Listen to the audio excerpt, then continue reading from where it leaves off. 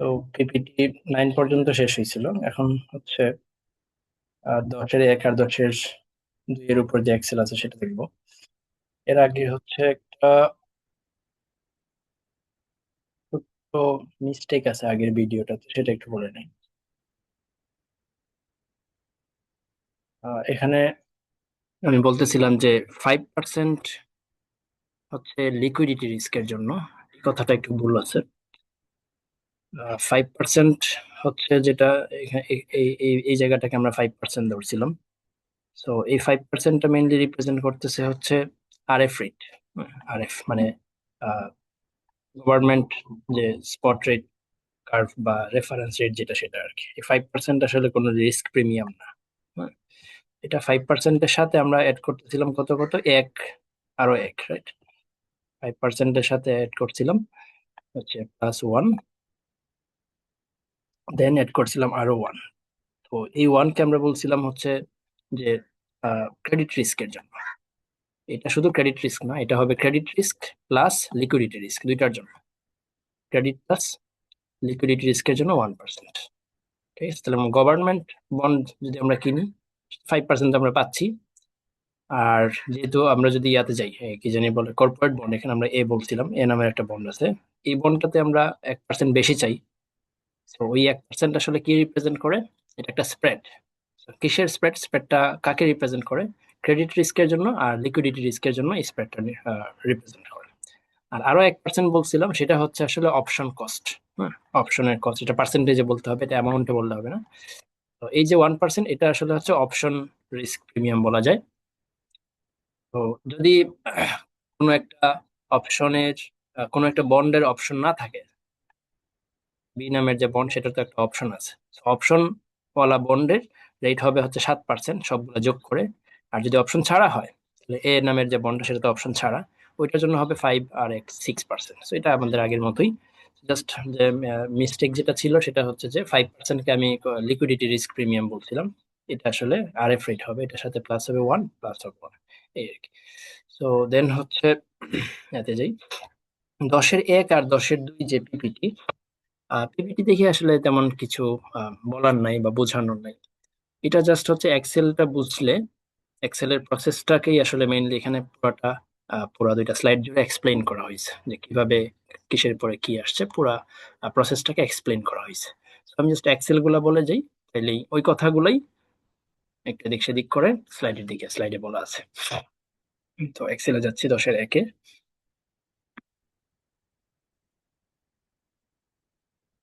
তো মেইন কাহিনীটা কি আসলে এখানে এই এক্সেল গুলাতে কি আছে, সেটা হইতেছে সিকিউরিটি ভ্যালুয়েশন। আমরা যেহেতু এটা ফিক্সড ইনকাম সিকিউরিটি পড়তেছি, সো ফিক্সড ইনকাম সিকিউরিটিজ এরই ভ্যালুয়েশন আর কি। তো ভ্যালুয়েশনের জন্য আমরা বিভিন্ন মডেল দেখছি। So, এখন যেটা এখানে দেখানো হবে সেটা হচ্ছে নতুন আর একটা মডেল। নতুন না, এক্স্যাক্টলি এটা আমাদের পরিচিত একটা মডেল, সেটা হচ্ছে বাইনোমিয়াল মডেল। তো বাইনোমিয়াল মডেলের মাধ্যমে বিভিন্ন ফিক্সড ইনকাম সিকিউরিটিজ কিভাবে ভ্যালুয়েশন করা যায়। বাইনোমিয়ালের জায়গায় এটা ট্রাইনোমিয়ালও হইতে পারতো, কিন্তু ট্রাইনোমিয়াল এখানে দেখানো হয় নাই। সিম্পলিসিটির জন্য বাইনোমিয়ালটাই দেখানো হয়েছে। তো এই 10-এর 1-এ কি আছে?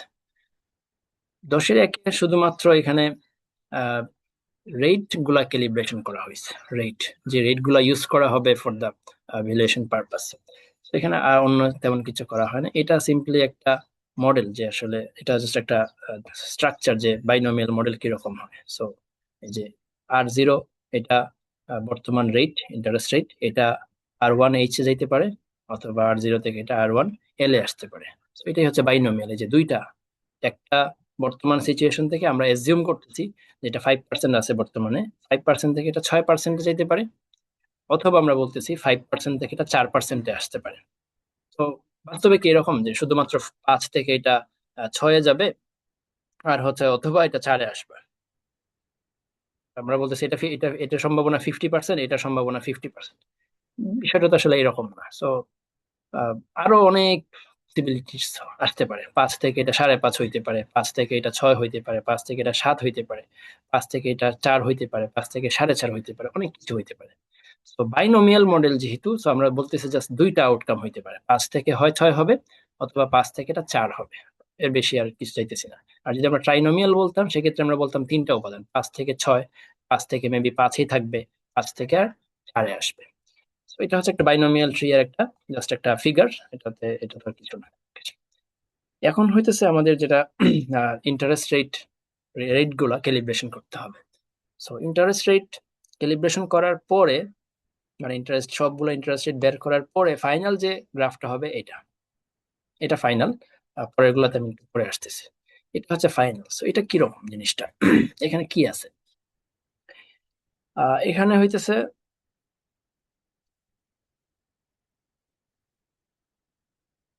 হুম, এটাও না আসলে মেইন মেইন যে মানে এখান থেকে এই পুরা এক্সেলটা থেকে আমাদের আউটপুটটা হচ্ছে আসলে জাস্ট ইন্টারেস্ট রেট গুলার একটা গ্রাফ।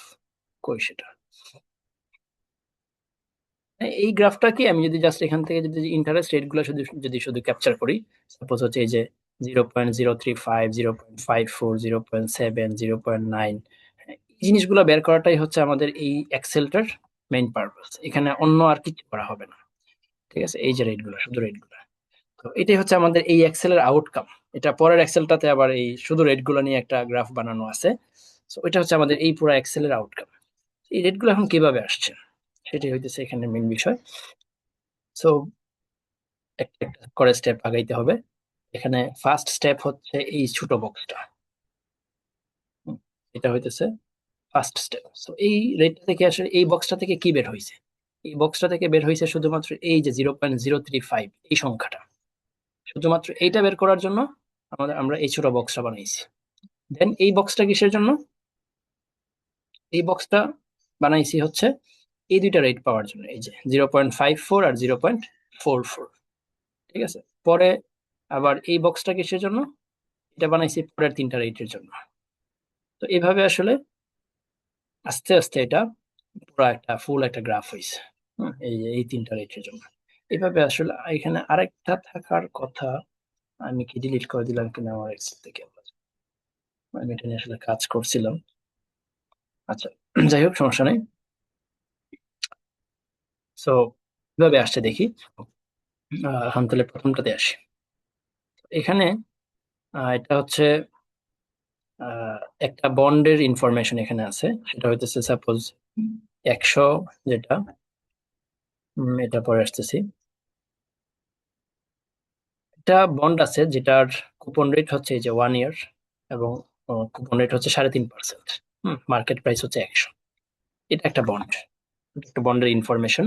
কি কি? 1 বছর ম্যাচিউরিটি, 3.5% কুপন রেট, আর মার্কেট প্রাইস। এগুলো হচ্ছে আমাদের মার্কেট থেকে নেওয়া হয়েছে ডেটা। এই যে একদম সাপোজ বাংলাদেশ ব্যাংকের ওয়েবসাইটে গেলে আমরা সাপোজ এই 4টা বন্ড পাইলাম। এই 4টা বন্ডের ইনফরমেশন এখানে আমরা লিখলাম। এই জায়গাটা থেকে আমরা পুরো প্রসেসটা স্টার্ট করব। তো প্রথম যে বক্সটা বানাইছে সেটা হচ্ছে এই রটা থেকে। তো এখানে কি করা হয়েছে? মার্কেট প্রাইস তো 100। তো এটা 100, এই যে ফর্মুলা দেওয়া আছে, এটা যাতে 100 আসে, এটা এমন ভাবে ডেভেলপ করা হয়েছে আর কি, এটা 100। এখন এটা 100 কিভাবে আসবে? এখানে এই যে বন্ডটা 1 বছর পরে, 1 বছর মেয়াদি যে বন্ডটা, এই বন্ডটা থেকে আমরা 1 বছর পরে কি পাবো? পাবো হচ্ছে 100 টাকা পাবো। কি পাবো? অথবা 3.5, মানে সাথে সাথে 3.5 টাকা কুপন পাবো, রাইট? যেহেতু 1 বছর মেয়াদি, মার্কেট মেয়াদ শেষে 100 টাকা পাইতেছি আর 3.5 টাকা পাইতেছি। এই দুইটা জিনিসকে, এই 100 আর 3.5, এই দুইটা সংখ্যার যোগফলকে কত দিয়ে ভাগ করলে মার্কেট প্রাইস আসে? মার্কেট প্রাইস তো 100, রাইট? মার্কেট প্রাইস অলওয়েজ 100 ধরে নিতে হবে। এই মার্কেট প্রাইস 100 পাওয়ার জন্য আমার ডিসকাউন্ট রেট হিসেবে এখানে কত ইউজ করতে হবে? আমি যদি এখানে 0.35 এর জায়গায় 0.30 দেই, তখন কিন্তু 30 যদি দেই তাহলে কিন্তু এটা 100 থাকে না। তার মানে এটা কত হইলে 100 আসবে? সেটা হচ্ছে 35 দিলে, 0.35, 0.35 আর কি, 0.035 দিলে এটা 100 আসে। তার মানে এই যে যে রেটে এই দুইটা জিনিসকে ডিসকাউন্ট করলে 100 আসে, সেই রেটটা আমাদের দরকার, 0.035। তো এখন পরীক্ষাতে এটা আমরা কিভাবে বের করবো? এখানে তো ট্রায়াল এরর করা যাচ্ছে, এক্সেল দেখে একটা ট্রায়াল এরর করা যাচ্ছে। পরীক্ষাতে এটা কিভাবে বের করবো? পরীক্ষাতে এই জিনিসটা একটু নিজে বুঝে ফেলতে হবে যে যেহেতু প্রথম বছর 1 বছর মেয়াদি, এবং এটার ইল্ড টু ম্যাচুরিটি যেটা দেওয়া আছে 3.5%, সেই রেটটাই এখানে ডিসকাউন্ট রেট হিসেবে ইউজ করলে 100 আসবে। মানে প্রথমটা নিয়ে আমাদের কোনো প্যারা নেই। প্রথম 1 বছর মেয়াদি বন্ডের যে কুপন রেট দেওয়া থাকবে সেটাকে আমরা এই রেট হিসেবে বসাই দিব। তার মানে এই 3.5% ডিরেক্টলি আমাদের ফাইনাল যে গ্রাফটা আছে সেটার এই জায়গাটাতে বসে গেছে 0.035। এটা নিয়ে সমস্যা নেই। 2 নাম্বার যেটা, মানে পরের যে দুইটা রেট, এই 0.5 চেয়ে 0.4 চেয়ে, এগুলো কিভাবে আসছে? এটার জন্য এগেইন আমাদেরকে প্রথম একদম ডান থেকে স্টার্ট করতে হবে। সো ডানে সাপোজ আছে হইতেছে 100 আর 4.2। এই 100 4.2 থেকে আসছে এই যে 100 টাকা হচ্ছে ফেস ভ্যালু, এটা মার্কেট প্রাইস দেওয়া আছে, ফেস ভ্যালু তো 100ই। আর 4.2 তো কুপন রেট, রাইট? 4.2 যদি কুপন রেট হয় তাহলে আমি 4.2 পাইতে পারি, মানে কুপন 4.2 করে পাবো আর কি, যতগুলো পসিবিলিটিস আছে। তো এই তিনটা, যেহেতু এটা বাইনোমিয়াল ট্রি এবং এটা যদি 2 বছর, তাহলে প্রথম এইখান থেকে ইন্টারেস্ট রেট এই দুইটা হইতে পারে, এটা অথবা এটা হইতে পারে, আবার এটা থেকে এটা হইতে পারে, আর এটা হইতে পারে, এবং এটা থেকে এটা হইতে পারে, আর এটা হইতে পারে। মানে গ্রাফটা এতটুকুতে সীমাবদ্ধ, এর থেকে তো আর বাড়ানোর সুযোগ নেই, যেহেতু 2 বছর মেয়াদি। জিরো, ইয়ার 0, ইয়ার 1, ইয়ার 2। এই ইয়ার 2 তে লাস্টে আমি কি করব, এই 100 4.2, 100 4.2 এভাবে লিখতে থাকবে। লেখার পরে এখন 100 আর 4.2 এই দুইটা যোগ করব, প্লাস 100 আর 4.2 এই দুইটা জিনিস যোগ করবো। মানে 100 4.2 এবং 100 4.2 এই দুইটা যোগ করে দুইটাকে অ্যাভারেজ করলে কত আসবে? 100 4.2 আসবে, রাইট? দুইটা এই চারটা সংখ্যা যোগ করে অ্যাভারেজ করে নিতে হবে আর কি। অ্যাভারেজ করলে 100 4.2 আসবে। 100 4.2 কে একটা রেট দিয়ে ডিসকাউন্ট করতে হবে, ঠিক আছে? যে রেট দিয়ে ডিসকাউন্ট করতে হবে, ডিসকাউন্ট করলে এই 98 এটা আসবে আর কি। এখন কোন রেটটা এখানে বসাইতে হবে সেটাই হচ্ছে মেইন ফোকাস। আসতেছে এটাতে সেম ভাবে। এই যে 99টা কিভাবে আসছে? 100 4.2 এবং এই 100 4.2, মানে এই চারটা সংখ্যা যোগ করে অ্যাভারেজ করে সেটাকে একটা ডিসকাউন্ট রেট দিয়ে ভাগ দিতে হবে, তাহলে এটা আসবে। ঠিক আছে? এখন কোন রেট, এই কোন রেটে আমরা কোন রেট গুলো এখানে আমরা বসাবো সেটা হচ্ছে মেইন ফ্যাক্টর। এই সব পুরা এখানে ফর্মুলা দেওয়া আছে, এখানেও ফর্মুলা দেওয়া। এটা কিভাবে আসছে এই 100, এটা কিভাবে ফর্মুলাইজ করা? এই যে 98.95 এটা প্লাস হচ্ছে 4.2 এবং 99.86 প্লাস হচ্ছে 4.2।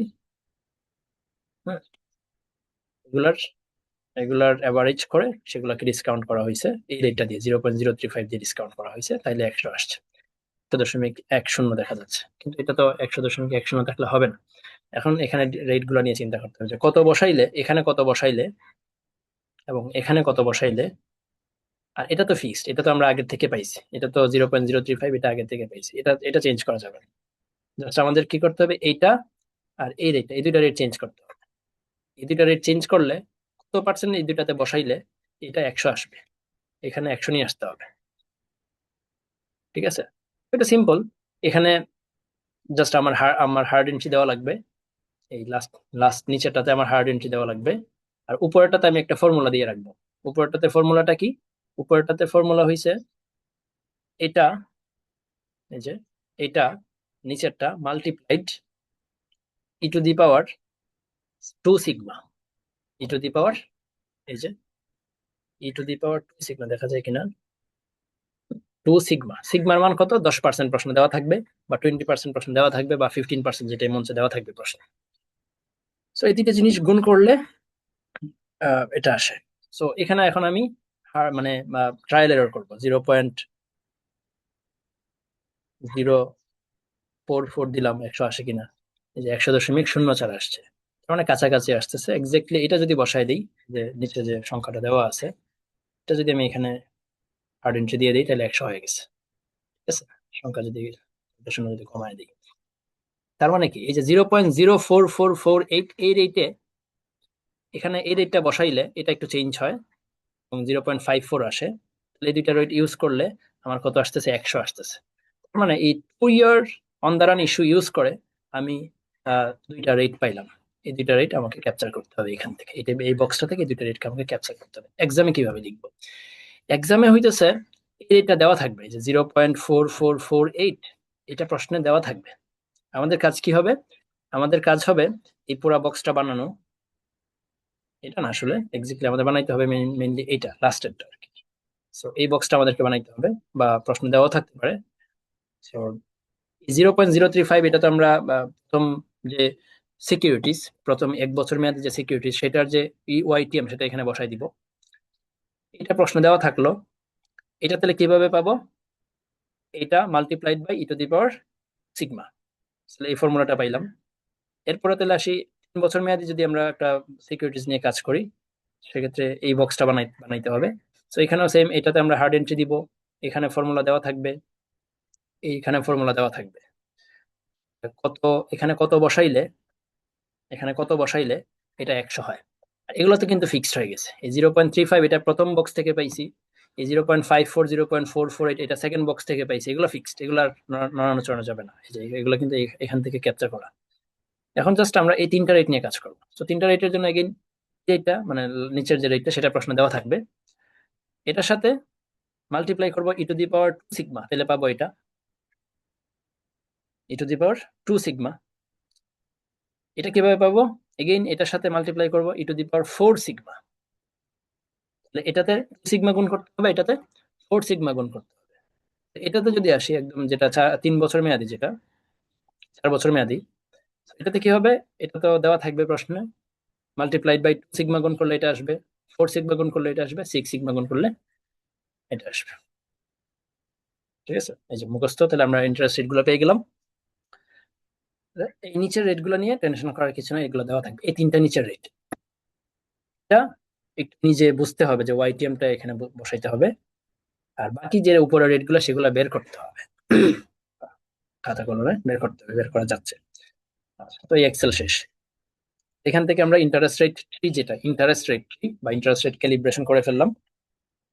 এখন হইতেছে এই ইন্টারেস্ট রেট গুলাকে ইউজ করে আমরা এখন বিভিন্ন সিকিউরিটিস ভ্যালুয়েশন করব।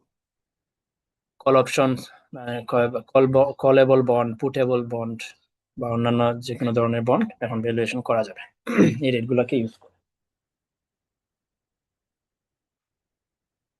সো পরীক্ষাতে যেটা করতে হবে, আগে এই ইন্টারেস্ট রেট গুলা ক্যালকুলেশন করে নিতে হবে ফর্মুলা দিয়ে দিয়ে।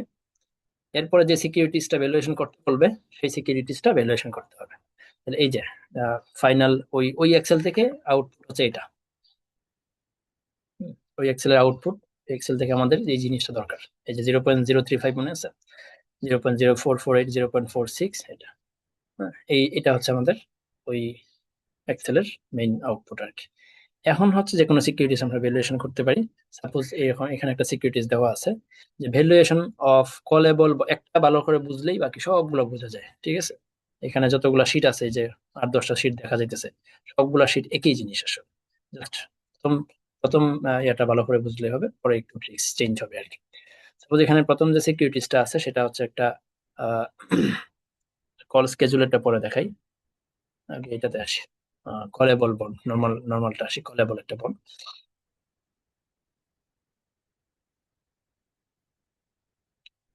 কলেবল ছাড়া নর্মাল একটা বন্ড দেখাইতে চাই আগে ফার্স্টে। নর্মাল বন্ড দেখায়নি মনে হয়।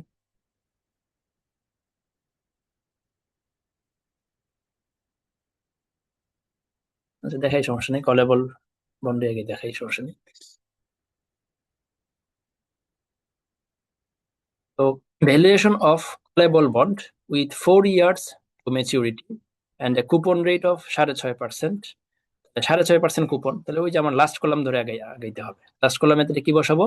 যেহেতু এটা 4 years ম্যাচিউরিটি, আমার কি করতে হবে? ইয়ার 0, ইয়ার 1, ইয়ার 2, ইয়ার 3, ইয়ার 4 এরকম করতে হবে আর কি। তাহলে এই যে একটা গ্যাপ, দুইটা গ্যাপ, তিনটা গ্যাপ, আর এই চারটা গ্যাপ, চারটা গ্যাপ আমাকে রাখতে হবে আর কি, যেহেতু 4 বছর ম্যাচিউরিটি। তো এটা কিরকম হবে?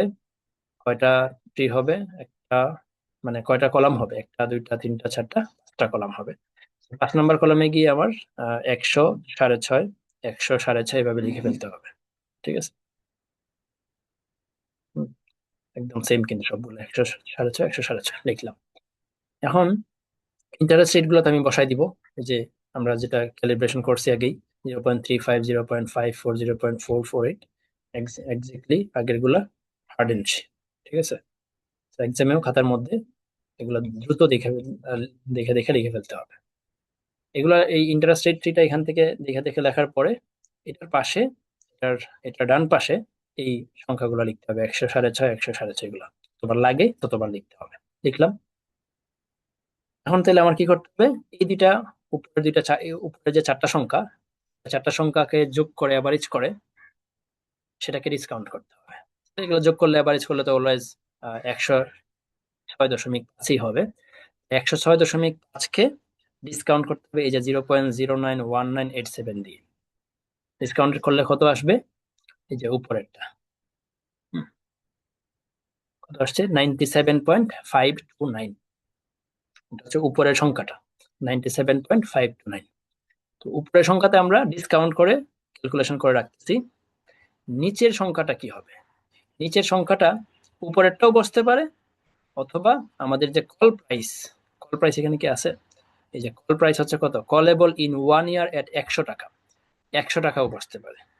97 বসবে, যেটা আসবে সেটাই বসবে, নাকি 100 বসবে, সেটা একটু ডিসিশন নিতে হবে আর কি। সো এটা যেহেতু কল কল অপশনটা কার, কোম্পানি, রাইট? তো কোম্পানি আমাকে কি 100 দিবে নাকি হচ্ছে 97 দিবে? যেহেতু 97 আসতেছে, কম আসতেছে, সে আমাকে কমটা দিবে, right? সে আমাকে কম দিবে, 100 দিবে না। যদি বেশি আসতো সে আমাকে 100 দিত। মানে দুইটা সংখ্যার মধ্যে যেটা ছোট সেটাই তো সে আমাকে দিবে। দেওয়ার সময় তো মানুষ সবসময় কমই দিতে চায়, বেশি তো দিতে চাবে না। তো এখানে কল অপশনের প্রাইস হচ্ছে 100, আর ডিসকাউন্ট করে আসতেছে 97। তো সে আমাকে কি দিবে, কমটা দিবে, 97 দিবে। এই জন্য আমরা নিচের নিচের যে সেলটা আছে সেখানে 97 বসাইছি, তার মানে উপরেরটাই বসাই দিছি। এটা প্রথম এই জিনিসটা গেল। এটার সাথে আবার 6.5 লিখতে হবে, কুপনটা সাথে সাথে আবার লিখতে হবে। আচ্ছা, তো এই পুরোটা গেল। এখন আসি এটাতে, এটা কিভাবে আসছে, এই যে সেলটা NH HL, এটা এই পুরোটা কিভাবে আসছে। Again, এই যে 99.041 এটা আসছে কিভাবে, এই 106.5, এই 106.5, এই চারটা সংখ্যার অ্যাভারেজের মানে প্রেজেন্ট ভ্যালু, অ্যাভারেজের প্রেজেন্ট ভ্যালু 99.041। এগেইন 99.041 আর 100, এই দুটার মধ্যে কম্পেয়ার করে ছোট কোনটা, ওইটা কোম্পানি আমাকে দিবে। 99.041 এটাই আমরা নিচে বসাইলাম, 6.5 সাথে বসাইলাম।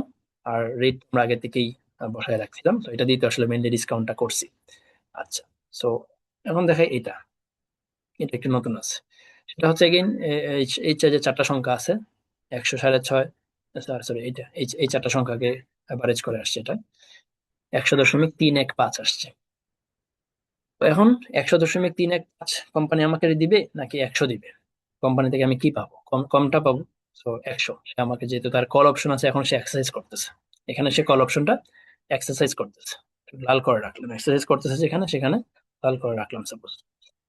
তো 100 এখানে বসাইলাম। তার মানে এই 100, এই যে 100.315, এটাকে আমরা পরবর্তীতে ডিসকাউন্ট করব না।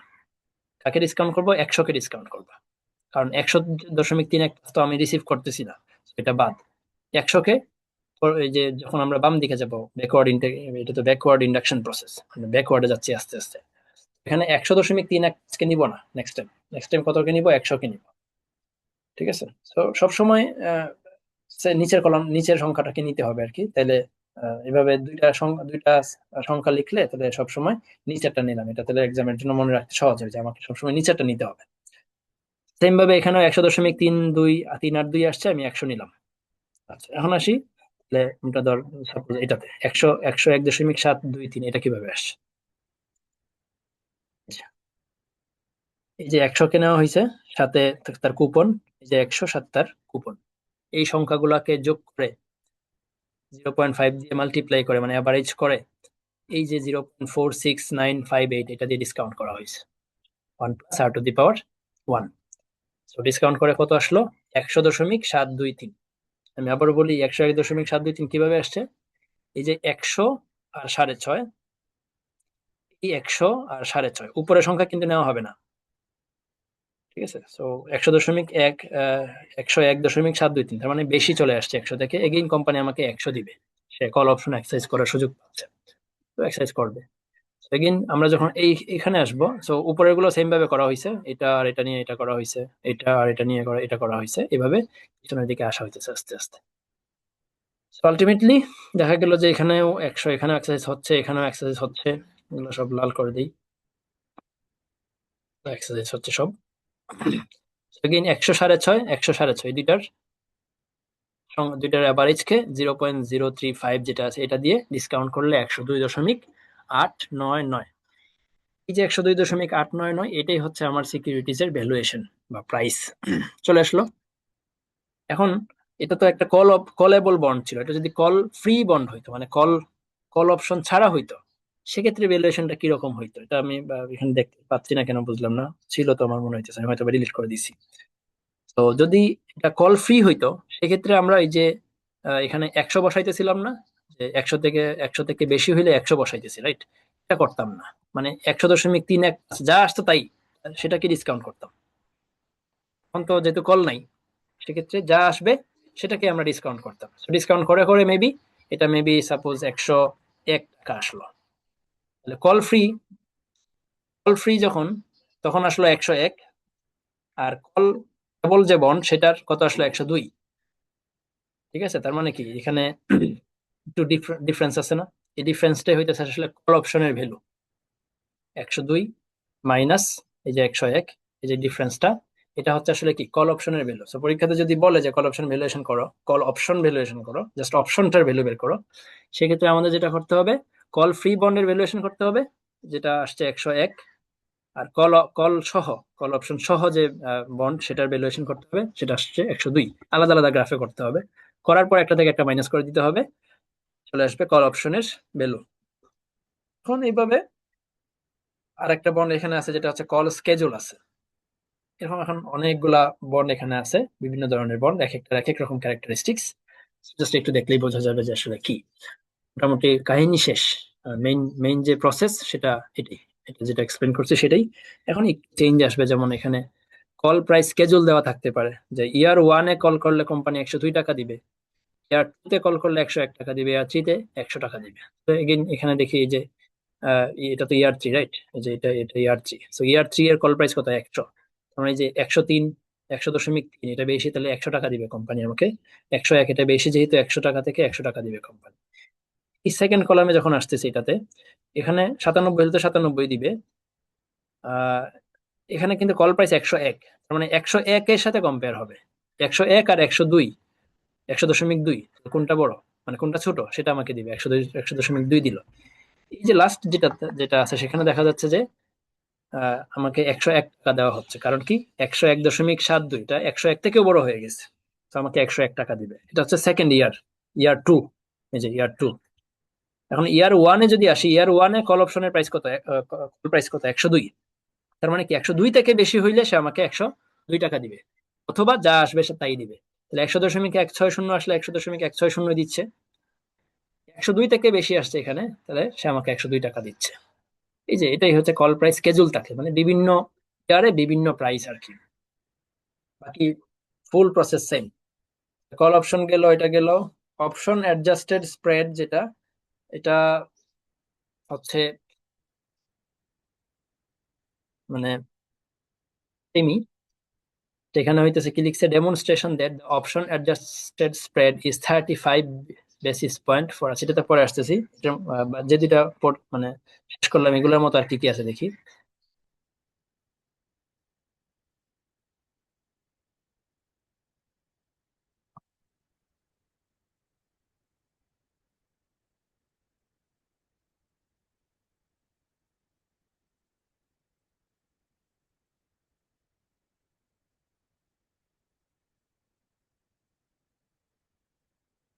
এটা দরকার নাই। ফুড ভ্যালুয়েশনটা দেখি, যে ফুড ফুড বন্ড একটা আছে যেটা, সেটার ভ্যালুয়েশন করছে এখানে। সো এখানে কি হবে, এখানে পুট প্রাইস দেওয়া আছে 100। পুট কার অধিকার? ইনভেস্টরের। সে হইতেছে সেল করতে চায়, সেল করে দিতে পারে। তো ইনভেস্টর কখন এটা এক্সারসাইজ করবে?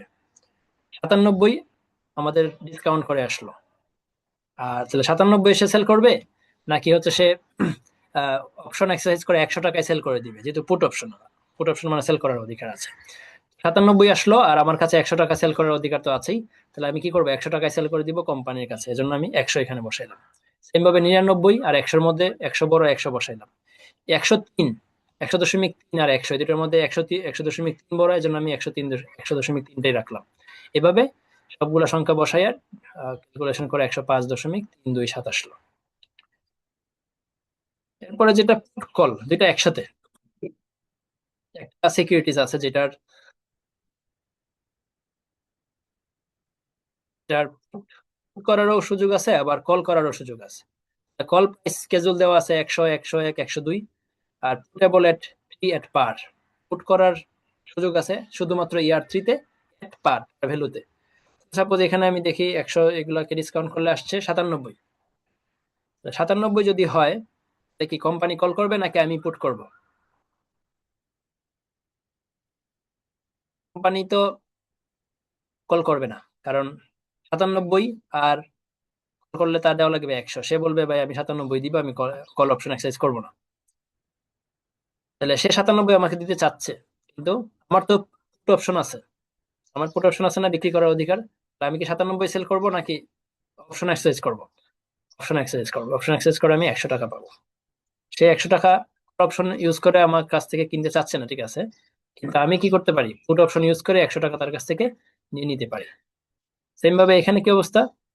99 আসছে, তো সে আমাকে 100 টাকা দিতে চাবে না, কল অপশন মানে দিতে চাবে না বলতে সে কল অপশন এক্সারসাইজ করবে না। 100 টাকা যে কল, তার কল করার যে রাইট আছে সেটা করবে না। আমি যেটা করব, আমার পুট অপশন যেটা আছে সেটা আমি এক্সারসাইজ করে 100 টাকা পেয়ে পেয়ে যাবো। ইয়ার 2 তে যদি আসি, ইয়ার 2 তে এখানে আসি, এখানে ডিসকাউন্ট করে আসলে 101.723। সো এখানে ইয়ার 2 তে তার কল অপশন আছে 101। তো সে আমাকে 101 টাকা দিবে। 101 আর 101.7-এর মধ্যে সে আমাকে 101 টাকা দিবে। আর আমি কি অপশন এক্সারসাইজ করবো? Put option. Put option exercise করলে আমি 100 টাকা পাবো। তো সে আমাকে 101 টাকা দিচ্ছে অপশন এক্সারসাইজ করে। আর আমি যদি পুট অপশন এক্সারসাইজ করে আমি 100 টাকা পাবো। তো আমি অপশন এক্সারসাইজ করবো না, কারণ 100 টাকা কম হয়ে যায়। তো কল অপশন এক্সারসাইজ হবে। এইভাবে আর কি সাজানো হয়েছে। এরপরে যেটা স্টেপ আপ। স্টেপ আপে হইতেছে অন্য জায়গায় কোনো চেঞ্জ নাই, চেঞ্জ হচ্ছে কুপনে। কুপন অ্যামাউন্টে, যেমন এখানে 4.25 লেখা হয়েছে, এখানে 4.25, এই দুইটা কলামে 4.25 লেখা হয়েছে।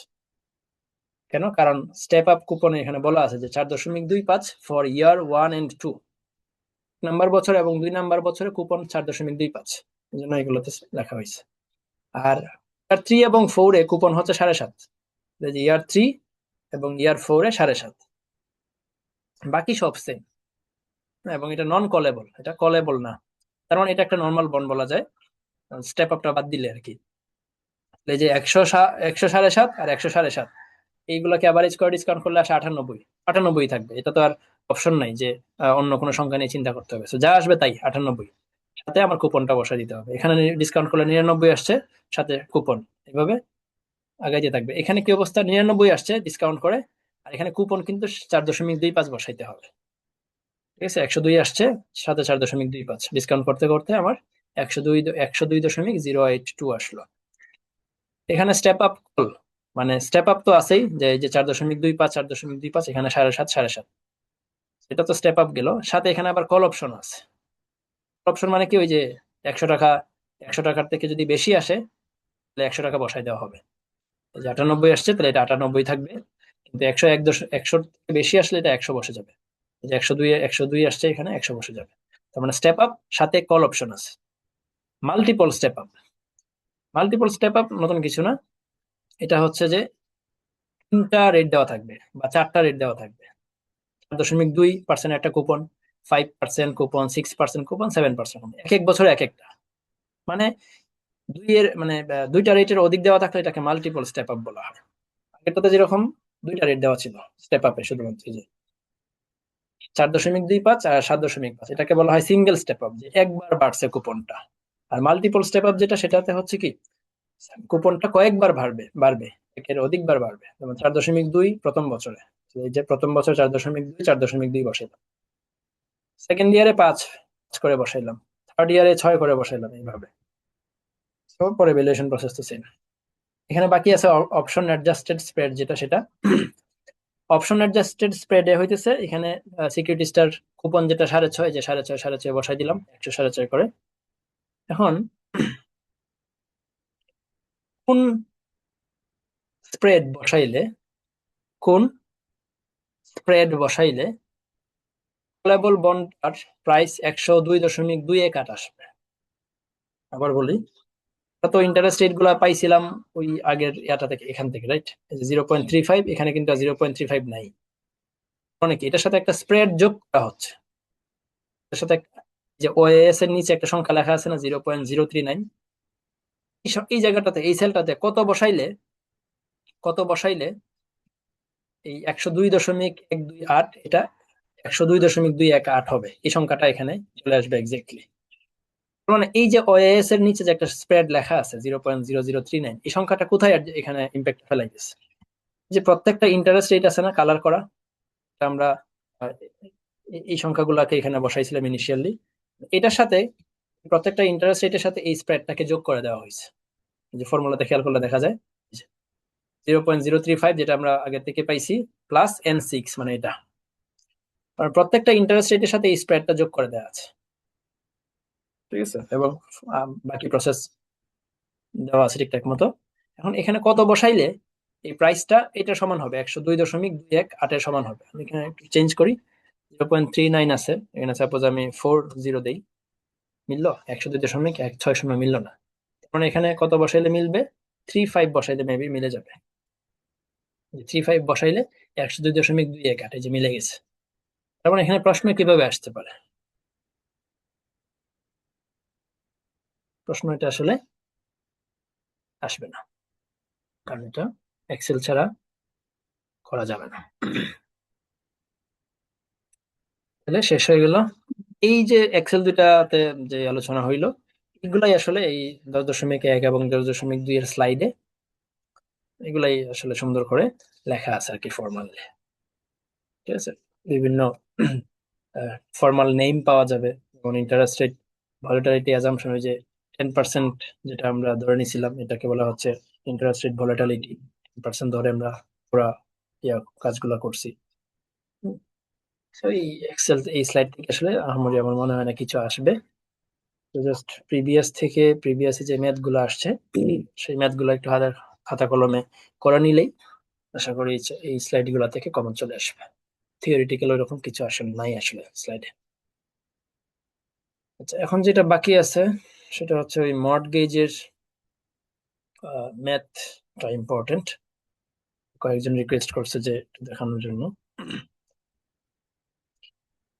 তো এটার জন্য বই না যাইয়া গ্র্যান্ড সলিউশনের আলামিন ভাই একটা সলভ করা আছে সুন্দর করে, ওইটা একটু বলে ফেলি।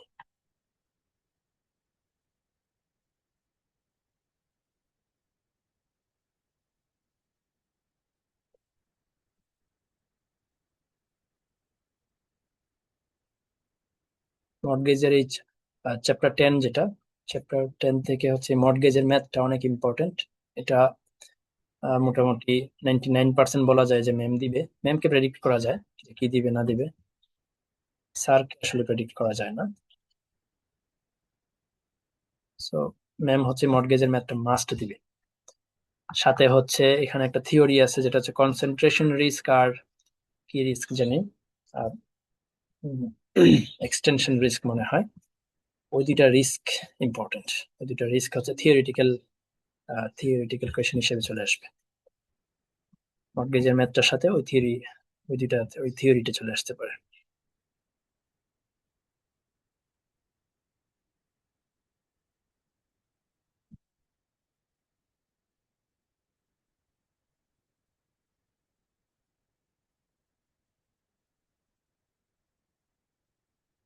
হুম, ওই যে ম্যাথটা,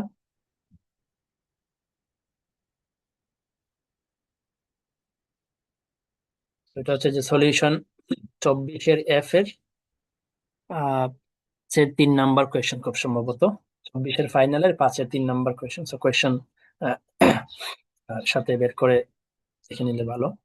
আমি জাস্ট আনসারটা বলে যাই।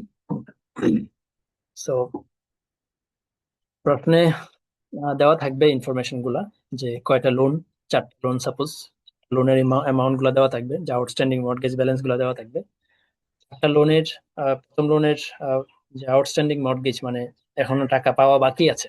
মর্টগেজ লোন মানে হচ্ছে ওই যে ব্যাংক হচ্ছে মানুষদেরকে বাড়ি কেনার জন্য লোন দিছে, কাস্টমাররা হচ্ছে সেই টাকা দিয়ে বাড়ি কিনছে, বাড়ি কিনে সেই বাড়িটা আবার ব্যাংকের কাছে বন্ধক রাখছে। ব্যাংক সেই বাড়িটার যে ডকুমেন্ট গুলা সেগুলাকে মার্কেটে মানুষের কাছে দেখায়া মানুষের কাছে সিকিউরিটি সেল করে দিছে, মানুষের কাছ থেকে টাকা নিছে। এবং যেহেতু মানুষ ইনভেস্টরদের কাছ থেকে টাকা নিছে, তাহলে ইনভেস্টরদেরকে কি করতে হবে? মাসে মাসে একটা ইন্টারেস্ট রেট দিতে হবে। ইন্টারেস্ট রেটটা সে কোত্থেকে পায়? ওই যে যার কাছে সে বাড়ির জন্য লোন দিছে তার কাছ থেকে পায়। সো যাকে লোন দিছে, যে যাকে বাড়ি কেনার জন্য লোন দিছে তাকে তাকে মেবি 8% রেটে লোনটা দিছে। আর ইনভেস্টরদের, যার কাছ থেকে ব্যাংক টাকাটা নিছে, তাদেরকে মেবি সে আর একটু কম দিবে। 8% যদি সে হোম ওনার থেকে পায়, তাহলে ইনভেস্টরদেরকে সে 7% দিবে। 1% তার তো রাখতে হবে, তার তো তার মেনটেনেন্স ফি আছে, তার অ্যাডমিনিস্ট্রেশন কস্ট আছে, তার হচ্ছে প্রফিটও করতে হবে। সো একটা গ্যাপ তার সে একটা মেনটেন করে। ওই যে 8% রেট যেটা সে হোম ওনারদের থেকে পায়, সেটাকে বলা হয় ওয়াক, WAC, WAC। হ্যাঁ, এভারেজ আর কি। এখানে প্রথম যে সিকিউরিটিজ, মানে প্রথম যে হোম ওনার, তাকে সে তার কাছ থেকে সে পায় হচ্ছে 7.45%। সেকেন্ড হোম ওনার থেকে পায় 6.92। এইভাবে তো আমরা প্রত্যেকটা রেট ধরে ধরে কাজ করতে পারবো না, আমাদেরকে একটা এভারেজ রেট বের করতে হয়। তো এভারেজ রেট আসলে আসছে কত? 7.4। এই রেটে সে হচ্ছে মানুষের কাছ থেকে, হোম ওনারদের থেকে এই রেটটা সে পায়, রিসিভ করে। তাহলে ইনভেস্টরদেরকে সে কত পার্সেন্ট দেয়? ইনভেস্টরদেরকে যে রেটটা দেয় সেটার নাম হচ্ছে পাস থ্রু রেট মনে হয়। পাস্ট রেট বলা থাকবে কত পার্সেন্ট? 7%। অবশ্যই এটা থেকে এটা কম হবে, ওয়াক থেকে অবশ্যই এটা কম হবে। বাকিটা তার বাকি যে গ্যাপটা, সেটা হচ্ছে তার আসলে প্রফিট। তো পাস্ট রেট প্রশ্নে দেওয়া থাকবে 7%। আচ্ছা, এখন প্রশ্ন তো এই আউটস্ট্যান্ডিং মর্টগেজ ব্যালেন্স গুলো দেওয়া থাকবে 75, 185, সবগুলো যোগ করে নিতে হবে 460। এই 460 দিয়ে প্রত্যেকটা পার্সেন্ট, প্রত্যেকটা অ্যামাউন্টকে ভাগ দিতে হবে। ভাগ দিলে ওয়েটটা চলে আসবে 6, 16, 40, 13, এইভাবে ওয়েট গুলো চলে আসলো। মর্টগেজ রেট প্রশ্ন দেওয়া থাকবে, 4টা রেট দেওয়া থাকবে। ম্যাচুরিটি রিমেইনিং, মানে এই টাকাটা কত দিনে হোমওনারদের থেকে আসবে? 296 মাস লাগবে, এটার জন্য 294 মাস লাগবে, এভাবে মানগুলো দেওয়া থাকবে প্রশ্নে। তো যেটা করতে হবে, ওয়েট দিয়ে রেটকে গুণ করতে হবে, এই ওয়েট দিয়ে রেটটাকে গুণ করতে হবে, গুণ করে যোগ করতে হবে, যোগ করলে ওয়াক আসবে। সেম ভাবে ম্যাচুরিটিকেও ওয়েট ওয়েট দিয়ে গুণ করে করে যোগ করে নিতে হবে, তাহলে আসবে WAM, এভারেজ ম্যাচুরিটি। তো 291 আসলো, এটা আসলো 7.43। সো ইনিশিয়াল একটা স্টেপ গেল। 1 নম্বর স্টেপে আমাদেরকে ওয়াক এবং ওয়াম, WAM, দুইটা জিনিস বের করতে হবে। ফার্স্ট রেটের প্রশ্ন থেকে খুঁজে নিতে হবে। এই তিন চারটা জিনিস খুঁজে নিতে হবে। সিজনিং কত মাস, এটাও প্রশ্ন থেকে খুঁজে নিতে হবে। সিজনিং 9 মাস, তার মানে কি? মানে হচ্ছে 291 না, এটা তো আমাদের ওয়াম আসলো 291, মানে 291 হচ্ছে রিমেইনিং ম্যাচুরিটি। আর সিজনিং মানে হচ্ছে চলে গেছে, অলরেডি আমি 9 মাসের টাকা পয়সা মানুষের কাছ থেকে পাইছি অ্যাভারেজে। অন অ্যাভারেজ আমি 9 মাসের টাকা মানুষের কাছ থেকে পাইছি, এটাকে বলা হয় সিজনিং। তো 9 মাস অলরেডি মর্টগেজের মেয়াদ শেষ, বাকি যে 291 সেটা নিয়ে আমার কাজ। সিজনিংটা খুঁজে নিতে হবে যে কয় মাস সিজনিং হয়েছে। অথবা ম্যাচুরিটি যদি দেওয়া থাকে যে মেইন ম্যাচুরিটি সাপোজ 300 মাস, আর ওয়াম পাইলাম কত? 291, তার মানে গ্যাপটাই হচ্ছে আসলে সিজনিং। তো সিজনিং 9 মান্থস। পিএসএ বেঞ্চমার্ক, এটা একটা প্রশ্ন থেকে খুঁজে নিতে হবে যে পিএসএটা কত। 165 থাকবে, অথবা 150 থাকবে, অথবা 100 থাকবে, অথবা 110 থাকবে। এরকম একটা সংখ্যা প্রশ্ন দেওয়া থাকবে, যেটাকে বলা হয় পিএসএ বেঞ্চমার্ক। এটা একটু খুঁজে নিতে হবে, এটা কি, কোথায় কাজে লাগবে, একটু পরে আসতেছি। এখন আসতে হবে এই বড় টেবিলটাতে।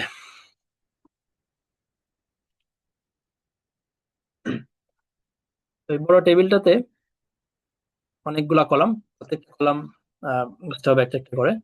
তো মোটামুটি লম্বা একটা ক্যালকুলেশন।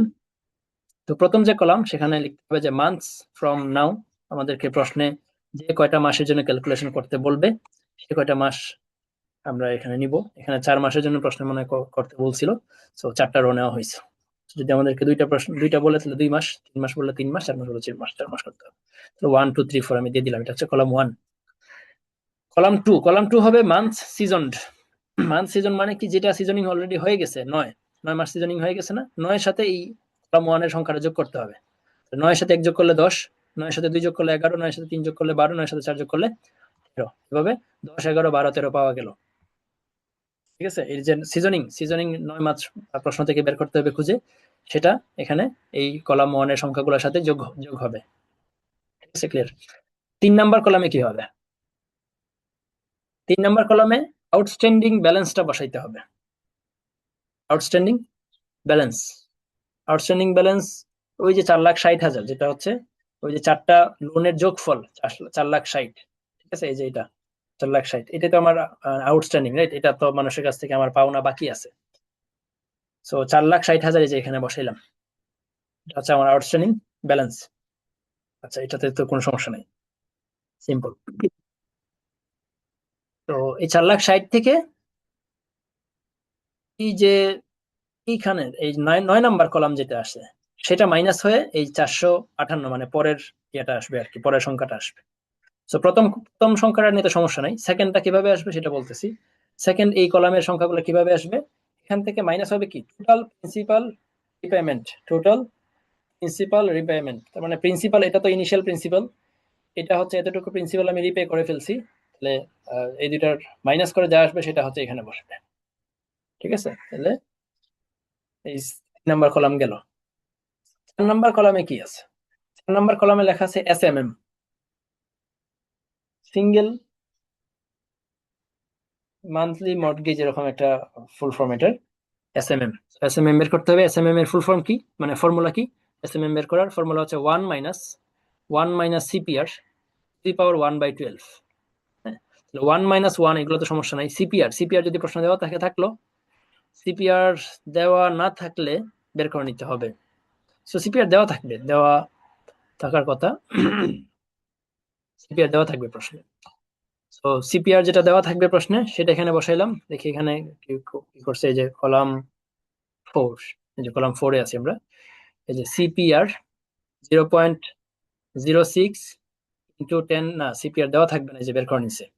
হ্যাঁ, সিপিআর 10 কেন লিখছে, এই যে 10, যে সিজন সিজন 10। হ্যাঁ, তাহলে সিপিআর নিচে 10, এই কিভাবে আসছে, এটা 0.06। 0.06 কিভাবে আসছে? 0.06 হইতেছে, এটা তো সিজন তো 10 না, 10-এর জন্য যদি 30-এর কম হয় সেক্ষেত্রে এটা 0.06 মাল্টিপ্লাইড 10 / 30 ইন্টু ওই যে 1.65টা কি, 1.65 হচ্ছে ওই যে 165 নামে একটা সংখ্যা ছিল, পিএসএ বেঞ্চমার্ক। পিএসএ বেঞ্চমার্ক প্রশ্ন যা দেওয়া থাকবে সেটা গুণ করতে হবে এখানে।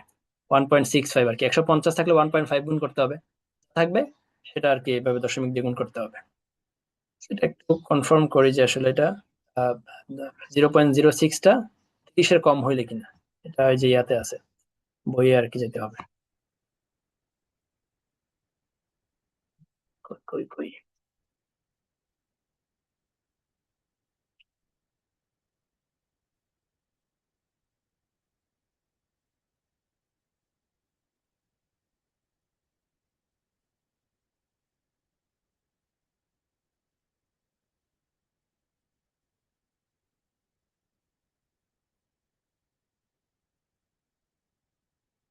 মর্টগেজ পাস্ত্র সিকিউরিটিজ, ওয়াকওয়াম,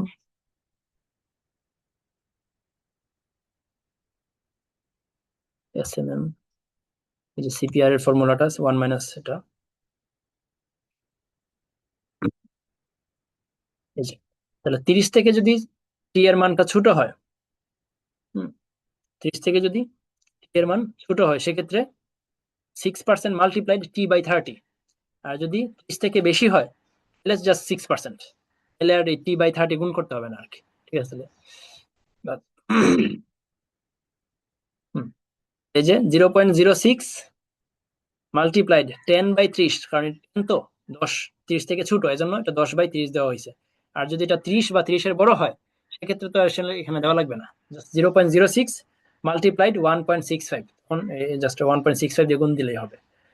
প্রত্যেকটা রয়ের জন্য কিন্তু এসএমএম বের করে নিতে হবে, এগুলো কিন্তু সেম না। ঠিক আছে, চেঞ্জ হচ্ছে, সিপিআরটা চেঞ্জ হচ্ছে। সিপিআরটা পাইলাম, আগে আগে সিপিআর ক্যালকুলেশন করতে হবে। সিপিআর ক্যালকুলেশন করে এরপরে 1 - 1 - সিপিআর 1/12 দিয়ে এসএমএমটা বের করতে হবে। ঠিক আছে, তাহলে এটা কিন্তু ঝামেলা আছে এখানে। আগে একটা ব্যাক ক্যালকুলেশন করে নিতে হবে, ইনিশিয়াল ক্যালকুলেশন আগে করে নিতে হবে। 0.279 ডিরেক্ট আসবে না, আগে যেটা করতে হবে, এই যে সিপিআর বের করছে 0.033 পার ইয়ার, এটা হচ্ছে সিপিআর হচ্ছে অ্যানুয়াল রেট আর কি। 0.033 অ্যানুয়াল রেট আসার পরে 0.033 ইউজ করে এই যে পার মান্থ রেটটা বের করা হয়েছে 0.27। তো এটা প্রত্যেকটা রো এর জন্য কিন্তু ক্যালকুলেশন করতে হবে। চেঞ্জ হবে কোথায়, জাস্ট 10-এর জায়গায় 11 আসবে, 11-এর জায়গায় 12 আসবে, বাকি সব কিন্তু সেম। আচ্ছা, গেল 4 নম্বর কলাম। এখন আসতেছে 5 নম্বর কলাম। 5 নম্বর কলামে যেটা এখানে বের করতেছে মর্টগেজ পেমেন্ট, যে যে আমাদের যে ইনস্টলমেন্ট আমরা কত দিব সেটা আর কি, ইনস্টলমেন্টটা কত। তো এটা কিভাবে বের করছে দেখি। এই যে ফর্মুলা আছে C5, এই যে ফর্মুলাটা মুখস্থ করে নিতে হবে, C3 সমান সমান C5। ফর্মুলাই কিন্তু এটা C3 is equal to C3 মানে কি, C3 মানে হচ্ছে এই যে এটা 460,000। হুম, তো এটা তো ফার্স্ট রো এর জন্য 460, সেকেন্ড রো যখন আমরা কাজ করব তখন C3 হয়ে যাবে 458। তারপর C5 আমরা বের করব, C5 তো আর দেওয়া থাকবে না প্রশ্নে। তো এখানে আপাতত C3 এর জায়গায় যে 460 বসানো হয়েছে। তারপর C5 divided by work divided by 12 into 1 minus 1 plus work by 12 minus, এটা আসলে প্রেজেন্ট ভ্যালুর ফর্মুলা খুব সম্ভবত। তো এটা যদি আমরা বসাই সবগুলো ভ্যালু, C5টা আমরা জানি না, C5টা এদিক সেদিক করে বের করে নিতে হবে, কত আসবে 3414। তো এটা হচ্ছে ফার্স্ট রো এর জন্য আমরা C5 পেলাম। সেকেন্ড রো এর জন্য C5 কিভাবে পাবো, সেকেন্ড রো এর জন্য C5 এ চেঞ্জ আসবে কোথায়, 4,60,000 জায়গায় বসবে হচ্ছে 4,58,000। এটা বসাইতে হবে, বসাইয়া এগেইন বাকি ক্যালকুলেশন সব করে নিতে হবে, করে নিলে এটা চেঞ্জ হয়ে যাবে। এটা চেঞ্জ হয় তখন আসবে হচ্ছে 3,400। C5 ক্যালকুলেশন করতে পারবো আশা করি। এরপরে হচ্ছে নেট ইন্টারেস্ট, এটা হচ্ছে নেট ইন্টারেস্ট 6 নম্বর কলাম। এটা হচ্ছে নেট ইন্টারেস্ট কি আসলে, এটা হচ্ছে ইনভেস্টর কত পাচ্ছে, ইনভেস্টর মানে পাত্র, ইনভেস্টরকে তো আমরা পাত্র রেট দিই। তো এটা কিভাবে আসতেছে দেখি, এই যে C3 এখানে এখানে দেখা লেখা আছে C3 যেটা হচ্ছে এই যে 460,000 মাল্টিপ্লাইড ওই যে তাদের যে রেট 7% না, পাঁচ রেট হচ্ছে 7%। এই যে এটা initial balance multiplied 7% divide by 12, যেহেতু মান্থলি 12 দিয়ে ভাগ দিয়ে নিতে হবে, তাহলে আসবে C6। এটা হচ্ছে ইনভেস্টররা পাচ্ছে। রাখতে হবে এখানে কিন্তু আমরা পাঁচ রেট দিয়ে মাল্টিপ্লাই করছি, যেহেতু এটা নেট ইন্টারেস্ট, নেট হচ্ছে মানে ইনভেস্টর কত পাচ্ছে সেটা। 7 নম্বর কলাম যেটা হচ্ছে স্কেজুলড প্রিন্সিপাল, যে আসলে স্কেজুল করা ছিল কত, সেটা হচ্ছে C5। এই যে C5 যেটা আমাদের যে প্রিন্সিপাল পেমেন্ট, সেখান থেকে মাইনাস করে দিতে হবে ইন্টারেস্টটা, যেটা আমরা প্রিন্সিপাল বের করতেছি। প্রিন্সিপাল বের করার জন্য কি করতে হবে, ইন্টারেস্টটা মাইনাস করে দিতে হবে। এখন ইন্টারেস্ট কি 6 নম্বরটা মাইনাস করব, না 6 নম্বর কিন্তু নেট ইন্টারেস্ট, এটা মাইনাস করলে হবে না, বরং মাইনাস করতে হবে C5 multiplied minus C3, again C3 আমাদের লাগবে 460, এটার সাথে মাল্টিপ্লাই হবে এখন ওয়ার্ক রেট ডিভাইড বাই 12, ওইটা হচ্ছে টোটাল ইন্টারেস্ট আর কি। তো টোটাল ইন্টারেস্টটা মাইনাস করতে হবে, তাহলে C7 পাওয়া যাবে। আবার বলি, এখানে আমরা বের করতে চাইতেছি কি, জাস্ট প্রিন্সিপাল কত দিছি। এখানে তো আমরা ইনস্টলমেন্ট বললাম যে 3,000 টাকা আমি কিস্তি দিলাম, এই কিস্তির মধ্যে তো আমার ইন্টারেস্টও আছে প্রিন্সিপালও আছে। তো জাস্ট প্রিন্সিপাল কত, সেজন্য আমার ইন্টারেস্টটা মাইনাস করতে হবে। ইন্টারেস্ট কি 6 নম্বরটা মাইনাস করে দিব না, এটা মাইনাস করা যাবে না, এটা জাস্ট এমনি রাখছি, এটা জাস্ট ইনভেস্টর কত পাইছে সেটা বোঝার জন্য। মাইনাস করবো কি, মাইনাস করবো হচ্ছে 460,000-এর উপরে ওয়ার্ক রেট মাল্টিপ্লাই করে 12 দিয়ে ভাগ দিয়ে যা আসে সেটা আসবে 7 নম্বর কলাম। 7 নম্বর কলাম ডান। 8 নম্বর কলামে আসে কি, প্রিপেমেন্ট। প্রিপেমেন্ট কত হবে, ইনভেস্টর যারা আছে তারা কি পরিমাণ প্রিপেমেন্ট পেয়ে যাবে। প্রিপেমেন্ট মানে কি, প্রিপেমেন্ট মানে হচ্ছে স্কেজুল প্রিন্সিপালের বাহিরে এক্সট্রা প্রিন্সিপাল কত পাওয়া যাবে সেটা। মাঝে মধ্যে তো হোম ওনার যারা আছে তারা অতিরিক্ত পেমেন্ট করে দেয়, তখন ইনভেস্টরদেরকেও প্রিপেমেন্টটা বিয়ার করতে হয় বা প্রিপেমেন্টটা নিয়ে নিতে হয়। তো প্রিপেমেন্ট বের করার ফর্মুলা কি, ফর্মুলা হচ্ছে C4। এই যে C4 যেটা আমরা SMM বের করে রাখছিলাম, SMM মানেই হচ্ছে আসলে প্রিপেমেন্টের রেট মান্থলি, এটা মাল্টিপ্লাইড হবে, এটার সাথে মাল্টিপ্লাইড হবে হচ্ছে এই যে 460,000 মাইনাস এই যে স্কেজুল প্রিন্সিপাল। ঠিক আছে, যে এখানে ফর্মুলা লেখা আছে, বছরের শুরুতে যে পরিমাণ প্রিন্সিপাল ছিল সেখান থেকে মাইনাস যাবে যতটুকু প্রিন্সিপাল অ্যাকচুয়ালি পেমেন্ট করার কথা সেটা, মানে স্কেজুল প্রিন্সিপালটা মাইনাস যাবে, যা থাকবে সেটার 0.27% আমার প্রিপেমেন্ট আসতে পারে। ঠিক আছে, মানে বছরের শুরুতে আমার লোন ছিল 460 টাকা, এখান থেকে আমি আমার তালিকা অনুযায়ী আমি 10 টাকা পাওয়ার কথা, তো 10 টাকা পাইলাম, এটা মাইনাস করলাম, 460 থেকে 10 টাকা মাইনাস করলে 450 বাকি থাকলো। এই 450-এর উপর 0.27% আমার প্রিপেমেন্ট চলে আসতে পারে। তো এটা মাল্টিপ্লাই করে আমি পাইলাম কত, C8। C8 যেহেতু পেয়ে গেছি, এখন C9 সহজ। C9 হচ্ছে আমার টোটাল প্রিন্সিপাল রিপেমেন্ট, যেটা হচ্ছে 7 আবার আর এই যে এখানে স্কেজুল প্রিন্সিপাল যেটা, তার মানে স্কেজুল প্রিন্সিপাল আর প্রি পেমেন্ট দুটো যোগ হবে, C7 C8 দুটো যোগ করলে C9। আর C10 হচ্ছে প্রজেক্টেড ক্যাশ ফ্লো, মানে ইনভেস্টর কত টাকা ক্যাশ ফ্লো পাচ্ছে সেটা, এটা হচ্ছে C6। আর C9, 6 হচ্ছে ওই যে নেট ইন্টারেস্ট, ইনভেস্টর কত পাচ্ছে সেটা, প্লাস হচ্ছে 9 হচ্ছে টোটাল প্রিন্সিপাল রিপেমেন্ট। সে টোটাল প্রিন্সিপাল পাইতেছে 1800 টাকা, আর নেট ইন্টারেস্ট পাচ্ছে সে 2600 টাকা। তাহলে টোটাল তার জন্য প্রজেক্টেড ক্যাশ ফ্লো হচ্ছে 4532। তো এই হচ্ছে পুরা টেবিলটা গেল। এখন এই যে প্রজেক্টেড ক্যাশ ফ্লো গুলা, এগুলা ইউজ করে আসলে ভ্যালুয়েশন করতে হয়। যাক, আপাতত ভ্যালুয়েশন দরকার নাই, জাস্ট এই টেবিলটা বানাইতে পারলেই আর কি কাহিনী শেষ। তাহলে এটা হচ্ছে মর্টগেজের যে ম্যাথটা আসার মতো। আর একটা যেটা বা থিওরি, গুরুত্বপূর্ণ থিওরি আছে, যে কনসেন্ট্রেশন রিস্ক আর হচ্ছে এক্সটেনশন রিস্ক। ওইটা সহজেই আছে, ওইটা জাস্ট দেখলেই পারা যাবে। ইন্টারেস্ট রেট যদি মার্কেটে কমে যায়, ইন্টারেস্ট রেট যদি মার্কেটে কমে যায়, তখন হোম ওনার যারা আছে তারা হইতেছে বেশি বেশি প্রিপেমেন্ট করে দেয়। কারণ তারা অন্য জায়গা থেকে কম রেটে লোন নিয়ে নেয়, লোন নিয়ে এই যে ব্যাংকের যে লোনটা সেটা পেমেন্ট করতে থাকে। তো এটাকে বলা হয় কি কি রিস্ক জানি, এটা ইনভেস্টরের জন্য একটা রিস্ক। এটাকে বলা হয় খুব সম্ভবত এক্সটেনশন না, এটা হচ্ছে কনসেন্ট্রেশন রিস্ক। মানে যা তার যে ম্যাচুরিটিটা কমে আসা বা দ্রুত টাকাটা সে পেয়ে যায়, এটাকে একটা রিস্ক নামে ডাকা হয়, এটা বইয়ে আছে। আর আরেকটা রিস্ক হচ্ছে খুব সম্ভবত এক্সটেনশন রিস্ক। এটা কখন হয়, যখন ইন্টারেস্ট রেট মার্কেটে বেড়ে যায়। মার্কেটে যদি ইন্টারেস্ট রেট বেড়ে যায়, তখন ইনভেস্টর যারা আছে তারা হইতেছে পেমেন্ট করতে চায় না। কারণ ইন্টারেস্ট রেট মার্কেটে বেড়ে গেলে তখন তো তার মানে দরকার নাই যে বাহির থেকে বেশি রেটে লোন নিয়ে এই এই লোনটা এই লোনটা হচ্ছে পেমেন্ট করে দেওয়া। তখন তারা এটা করে না, তখন এই লোনটা লেন্দি হয়, মানে কোনো প্রিপেমেন্টই বলা যায় আসবে না তখন। যদি প্রিপেমেন্ট না আসে, তখন হইতেছে ওই যে 300 মান্থ, মানে 290 মাস যেটা আসে, বা 300 মাস যেটা আছে, 300 মাস সময় ধরেই সে আস্তে আস্তে আস্তে আস্তে পেমেন্ট করতে থাকে। তো এটাকে বলা হয় কি রিস্ক জানি, এক্সটেনশন রিস্ক খুব সম্ভবত। দেখাইতেছি নাম দুটা, এই দুটা এক্সামে আসতে পারে।